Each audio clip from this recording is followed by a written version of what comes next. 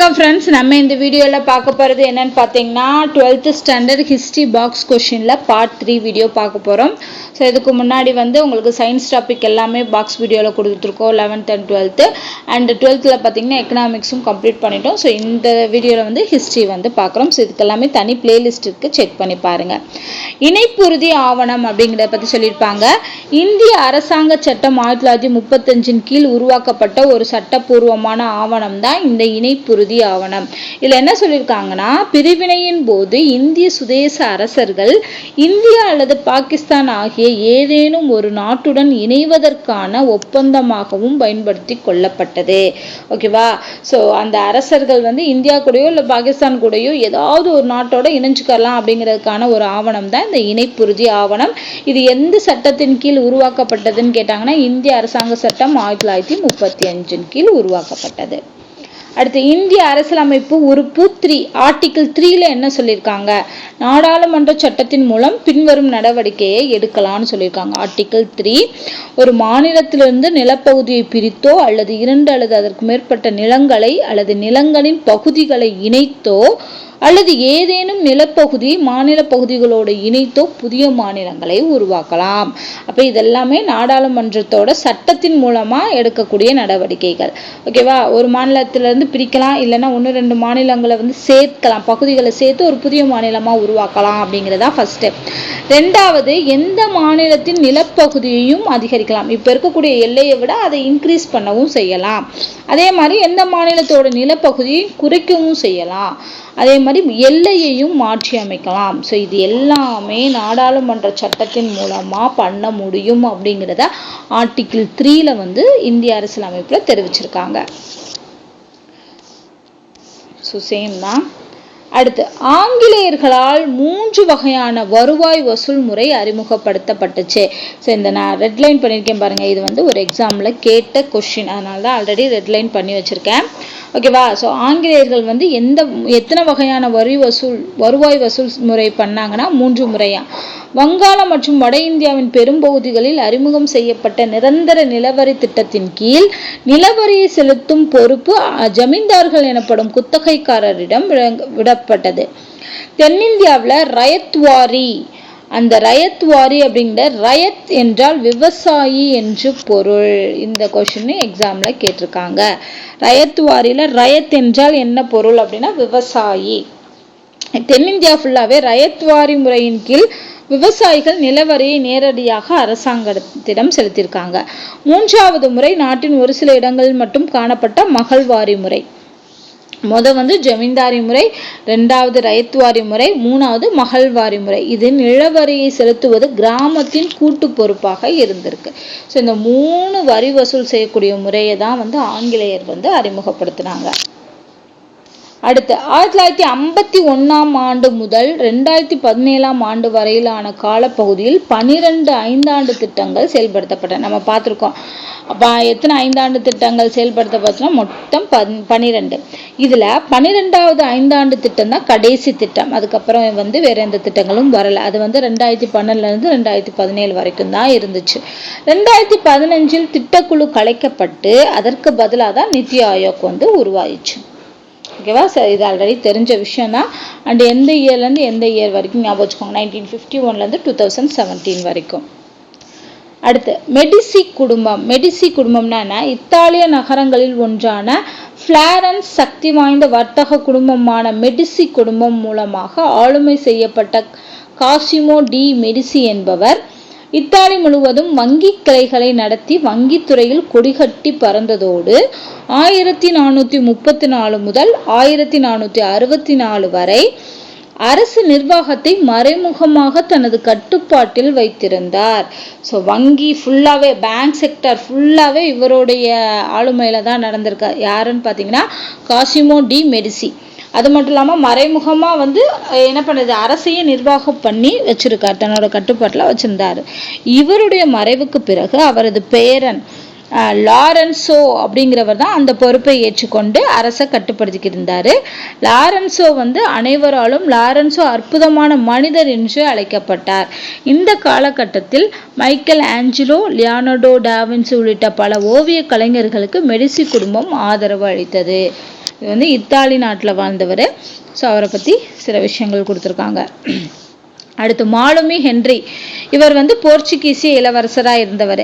இவர் கடலுக்குள் செல்லாத நிலையிலும் கடல் பயணம் குறித்த பள்ளி ஒன்றை போர்ச்சுகல் நாட்டில் சாக்ரஸில் அப்படிங்கிற இடத்துல வந்து தொடங்கியிருக்காரு. வரைபடத்தை உருவாக்குபவர்கள், கப்பல் கட்டுவோர் மற்றும் கருவிகள் உருவாக்குவோர் ஆகியோரை வாடகைக்கு நியமித்து திட்டமிட்ட கடற்பயணங்களை மேற்கொள்ள மாலுமிகளுக்கு உதவி செய்தார். யாரு? மாலுமி ஹென்றி அவர்கள். அடுத்து ஸ்பானிய ஆயுதங்களால் ஏற்பட்ட பேரழிவின் தாக்கம். அஸ்டக்குகள் போதுமான எண்ணிக்கையில் வீரர்கள், ஆயுதங்கள் மற்றும் எஃகு கத்திகளை கொண்டிருந்தாலும் ஒரே ஒரு ஸ்பானிய வீரர் டஜன் கணக்கில் ஏன் நூற்றுக்கணக்கான எதிரிப்படை வீரர்களை கொல்ல முடியும். ஆனால் இத்தனை விஷயங்கள், அதாவது கத்தி ஆயுதங்கள்லாம் வச்சுருந்தாலுமே ஒரே ஒரு ஸ்பானிய வீரர் இருந்தால் போதும், டஜன் கணக்கில் ஏன் நூற்றுக்கணக்கான எதிரி படைகளை அவங்களால வீழ்த்த முடியும் அப்படின்னு சொல்கிறாங்க. அவர்கள் திடீரென குத்தி கிழித்து கொன்றனர். ஐரோப்பிய ஆயுதங்களின் மோசமான விளைவு குறித்து உள்நாட்டு வரலாற்று ஆசிரியர் இவ்வாறு கூறுகிறார். ஒரு புக்கில் வந்து அவர் இந்த மாதிரி எழுதியிருக்காரு. மேலும் மற்றவர்கள் ஒரே வீச்சில் சிரசேதம் செய்யப்பட்டனர். இதர வீரர்கள் கொலைக்களத்தில் இருந்து ஓடி தப்பிக்க முயன்றனர். அவர்களின் குடல் அவர்களிலிருந்து கீழே விழுந்து கால்களை சுற்றி கொண்டது. சிறிய அம்மை பரவியதால் அஸ்டக் வலு குறைந்து காணப்பட்டது. இதன் மூலம் காட்டச்சுக்கு மறுபடியும் குழுக்களை ஒன்று சேர்க்க நேரம் கிடைத்து இதனால் இறுதி வெற்றியும் பெற்றனர். ஸோ ஸ்பானியர்ஸ் வந்து அவ்வளோ ஆயுதங்கள் வச்சு மக்களை வந்து கொண்டிருக்காங்க அப்படிங்கிறத சொல்றாங்க. இயேசுநாதரின் புனித இறுதி விருந்தை ஒத்த புனித சமய சடங்கை கத்தோலிக்கர்கள் தங்கள் வேதாலயங்கள்ல பின்பற்றியிருக்காங்க. இயேசு கிறிஸ்து மேற்கொண்ட தியாகங்களை நினைவு கூறும் வகையில் இந்த சடங்குல கத்தோலிக்க கிறிஸ்துவர்கள் வந்து பங்கேற்பாங்களாம்.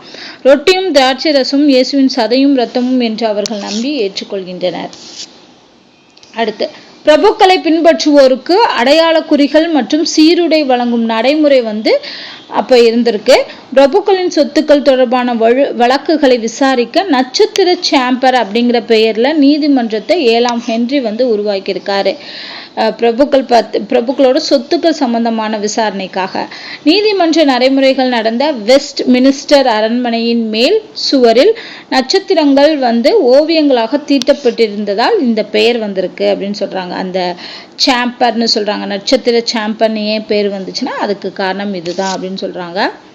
அடுத்து 1587 சர் வால்டர் ராலே என்பார் வட கரோலினாவிற்கு அருகே இருந்த ரோவனோக் தீவுல ஒரு குடியேற்றத்தை ஏற்படுத்தி கன்னிமை அரசியான ராணியார் 1ஆம் எலிசபெத்தோட நினைவா வெர்ஜீனியா என பெயரிட்டார். ஓகேவா? ஸோ வெர்ஜீனியா அப்படிங்கிற ஒரு தீவை உருவாக்குனவங்க யாருன்னு பார்த்தீங்கன்னா சர் வால்டர் ராலே. அது யாருடைய நினைவாக அப்படின்னு பார்த்தீங்கன்னா 1ஆம் எலிசபெத் ராணி அவங்களோட நினைவா. ஆனால் பூர்வக்குடி இந்தியர்களின் வலுவான எதிர்ப்பால் தொடக்கத்தில் குடியேறிய பலர் இங்கிலாந்து போயிட்டாங்க. சில ஆண்டுகள் கழித்து ஆங்கிலேய மாலுமிகள் அங்கு சென்றபோது குடியேற்றம் இருந்ததற்கான எந்த சுவடுமே இல்லைங்கிறாங்க. ரோவனாக் தீவு இழக்கப்பட்ட குடியேற்றமாக அறிவிக்கப்பட்டது. அடுத்து அட்லாண்டிக் கடலை கடந்த அடிமை வணிகம் மனித குல வரலாற்றில் படிந்த கரையாகும். 17ஆம் நூற்றாண்டு பிறந்தபோது போர்ச்சுகீசியர்கள் ஆப்பிரிக்க அடிமை வர்த்தகத்தை தொடங்கினாங்க. ஏனைய கிறிஸ்துவ ஐரோப்பிய நாடுகளும் உடனடியாக அதே மாதிரி செய்ய ஆரம்பிச்சாங்க. அமெரிக்காவுக்கு கொண்டு வரப்பட்ட முதல் அடிமைகள் வந்து 1619 ஒரு டச்சு கப்பல்ல கொண்டு வர்றாங்க அமெரிக்காவுக்கு அடிமைகளை. சந்தேக குணமில்லாத நீக்ரோக்களை ஆப்பிரிக்காவில் கைப்பற்றி புதிய உலகில் உள்ள பெருந்தோட்டங்களில் வேலை செய்ய அவர்களை விற்பதன் மூலம் பெரும் பணம் சம்பாதிக்க இயலும் என உணர்ந்த முதல் ஆங்கிலேயர் வந்து ஜான் ஹாக்கின்சன். ஸோ ஆப்பிரிக்கால இருந்து அடிமைகளா கூப்பிட்டு வந்து அமெரிக்கால வந்து வேலை செய்ய விட்டுருக்காங்க. ஸோ இப்படி பணம் சம்பாதிச்சவர் வந்து ஜான் ஹாக்கின்சன் என்பவர். அவருடைய செழிப்பான வெற்றி, பெரும் லாபம் ஆகிய காரணங்களால் 1ஆம் எலிசபெத் அரசியால் நைட் பட்டம் சூட்டப்பட்டார். ஸோ 1ஆம் எலிசபெத் அரசி வந்து இதுக்காக இவருக்கு நைட் பட்டம் கொடுத்துருக்காங்க ஹாக்கின்ஸ்க்கு. அடுத்து 11 மில்லியன்களுக்கும் மிகையான ஆப்பிரிக்கர்கள் அடிமைகளாக அமெரிக்காவை சென்றடைந்தனர் அப்படின்னு கண்டுபிடிச்சிருக்காங்க. அடுத்து 1492 கிறிஸ்டோபர் கொலம்பஸ் கரீபியனை அடைந்த தருவாயில் அமெரிக்க பகுதிகளில் 10 மில்லியன் பூர்வக்குடிகள் வாழ்ந்திருந்திருக்காங்க. ஸோ யாரு கொலம்பஸ் வந்து கரீபியனை எப்போ போய் அடையிறான்னா 1492. அப்பயே அமெரிக்க பகுதியில் 10 மில்லியன் பூர்வக்குடிகள் இருந்திருக்காங்க. ஆனால் 1900 பார்த்தீங்கன்னா இவங்களோட எண்ணிக்கை வந்து 3 லட்சத்துக்கும் கம்மியாயிடுச்சு. 10 மில்லியன்ல இருந்தவங்க 3 லட்சத்துக்கும் கம்மியாயிட்டாங்க மக்கள். பூர்வ குடிகளை அழித்தொழிக்க ஐரோப்பியர்கள் பின்பற்றிய தந்திரங்கள் ஒன்று நோய்களை பரப்புது. மக்களை கொல்றதுக்காகவே நோயை பரப்பியிருக்காங்க. 1863 ஏற்பட்ட பெரும் எழுச்சி பென்சில்வேனியாவில் இருந்த ஆங்கிலேய படைகளை அச்சுறுத்தியது. தேவைப்படும் பொருட்கள் குறைவாக இருந்ததால் கவலையும் சில பூர்வக்குடி அமெரிக்கர்களின் வன்முறை செயல்களால் சினமும் கொண்டிருந்த வட அமெரிக்காவில் இருந்த ஆங்கில படைகளின் தளபதி சர் ஜெஃப்ரி ஆம்ஹெர்ஸ்ட் பென்சில்வேனியாவில் பிட் கோட்டையிலிருந்து கர்னல் ஹென்றி போகே என்பாருக்கு போர்வைகளின் மூலமாக செவ்விந்தியர்களிடையே நோய்களை பரப்பும் முயற்சிகளை நீங்கள் நன்றாக செய்யலாம். மேலும் ஒதுக்கத்தக்க இவ்வினத்தை வேரோடு பிடுங்கி எறிய வேறு முறைகள் அனைத்தையும் முயற்சி செய்யவும் அப்படின்னு எழுதி அனுப்புறாரு. நீங்க நோய்கள் பரப்புங்க, என்ன வேணா பண்ணுங்க அப்படிங்கிற மாதிரி அனுப்புறாரு. இதன் விளைவாக ஏற்கனவே அம்மை நோயால் பாதிக்கப்பட்டவர்களுக்கு சொந்தமான அவர்கள் பயன்படுத்திய போர்வைகள் செவ்விந்திய பூர்வக்குடிகளையே விநியோகம் செய்யப்பட்டன. காலனியவாதிகள் தங்கம் தேடும் முயற்சியில் பழங்குடி மக்களின் கிராமங்களில் பதுங்கியிருந்து கொடூரமாக தாக்கியிருக்காங்க. குடியேற்றவாதிகளுக்கும் அமெரிக்க பூர்வக்குடிகளுக்கும் இடையே பல போர்கள் வெடித்து பெருமளவிலான உயிர் சேதத்திற்கும் சொத்து பறிப்புக்கும் அடக்குமுறைக்கும் அப்பட்டமான இனவாதத்திற்கும் இட்டு சென்றது. ஸோ அமெரிக்கர்களையே அந்த பாடுபடுத்தியிருக்காங்க. அடுத்து சுதந்திர பிரகடனம் 1776. குடியேற்ற நாடுகள் சுதந்திர நாடுகளாக இருத்தல் வேண்டும் என்னும் கருத்தை முன்மொழிந்தவர் வந்து ரிச்சர்ட் லீ அப்படிங்கிறவர். பிரகடனத்தை எழுதுவதற்கு வரைவு குழு ஒன்றே அமைக்கப்பட்டது. அக்குழு தாமஸ் ஜெஃபர்சன், பெஞ்சமின் பிராங்க்லின் மற்றும் ஜான் ஆடம்ஸ் இவங்கள உறுப்பினர்களாக உள்ளடக்கி இருந்தது. யாரு அந்த வரைவு குழு? அடுத்து தாமஸ் டாம்பெயின் பொது அறிவு காமன் சென்ஸ். அதாவது ஆங்கிலேயரான தாமஸ் பெயின் பொது அறிவு என தலைப்பிடப்பட்ட துண்டு பிரசுரம் ஒன்றை எழுதினார். அதில் பெயின் குடியேற்ற நாடுகளோட கோரிக்கைகளை நியாயப்படுத்தி விவாதங்களை எழுதியிருப்பாரு. சுதந்திரம் குறித்து ஹாப்ஸ், லாக், வால்டேர், ரூசோ ஆகியோருக்குரிய கருத்துக்களை தேர்ந்தெடுத்த அவர் அவற்றை சாதாரண மக்களும் புரிந்து கொள்ளும் விதத்தில் எழுதியிருந்தார். 1,50,000 பிரதிகள் விற்பனையான இத்துண்டு பிரசுரம் மக்களின் மீது கிளர்ச்சியூட்டும் தாக்கத்தை ஏற்படுத்தியது. ஸோ இதெல்லாம் வந்து ஆங்கிலேயரோட இடத்துல நடந்த சுதந்திரத்திற்காக நடந்த போராட்டங்கள் பற்றி சொல்லியிருக்காங்க. ஸோ இதோட வந்து இந்த வீடியோவை கம்ப்ளீட் பண்ணிக்கலாம். நம்ம அடுத்த வீடியோவில் அடுத்த பாட்டில் வந்து மிச்சத்தை பார்க்கலாம். ஸோ இந்த வீடியோ உங்களுக்கு பிடிச்சிருந்தா லைக் பண்ணுங்கள், ஷேர் பண்ணுங்கள், மறக்காமல் நம்ம சேனலை சப்ஸ்கிரைப் பண்ணிவிட்டு சப்போர்ட் பண்ணுங்கள். நன்றி.